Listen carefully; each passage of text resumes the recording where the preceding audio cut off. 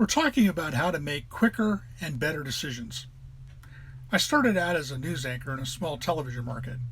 This meant I was the chief cook and bottle washer. I would videotape an event in the morning, rush back to edit the video, and then present the story on the evening newscast. I would do this numerous times all day, and often I would run out of time.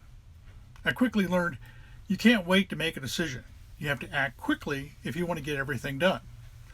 The other thing I learned is there are no bad decisions. Sure, you might figure out you should have made a better decision. However, you have to move on and make the best decision you can at the time. You can always fix a bad decision later and come back to the best path. Many professionals seek to become more efficient decision makers. Being a good decision maker is a sought-after skill. It can often be the difference between a promotion or a pink slip.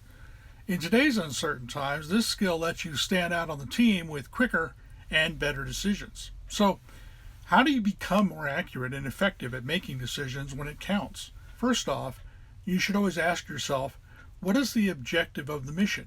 What decision can I make that will further the task at hand? Know the objective of the decision and know your mission on the team. Ask yourself, what are we really trying to do here? Write it out, brainstorm, and discuss. Is it your role to solve this problem? Do you have the tools needed to solve it?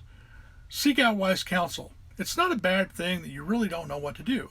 We all have to start somewhere, really. Don't be afraid to ask questions of those people who have more experience than you do. If you are surrounded by more experienced professionals who have done what you are about to do, ask questions and inform yourself. Learn from them.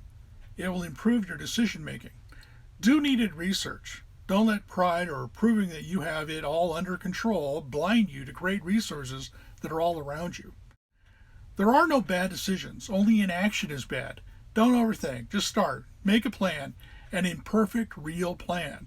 Start doing the work that is deciding and solving. Take note of the effects in response to your action. This way you can adjust if needed. And on this topic, be humble. Make the adjustment early if needed. Don't run the train off the track because you are unwilling to admit that you made a mistake. If your choice was wrong, own up to it in a professional way and make things right to the best of your ability. Again, you can always change direction. It's better to win the fight after a change of tactics than to get knocked out by your own ego and pride. Finally, realize that you may not even have to make a decision. It is important when making decisions to know what you truly have power over. If it's not your decision to make, stay out of the control room. Also, use this adage to relieve stress. Only focus on what you have the ability to decide on. This means staying focused and being able to take action without becoming overwhelmed by the details. Decision making does not have to be a tedious and stressful process.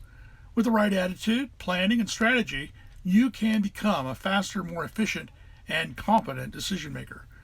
For more advice, visit my website, askmrinfo.com, or subscribe to this channel.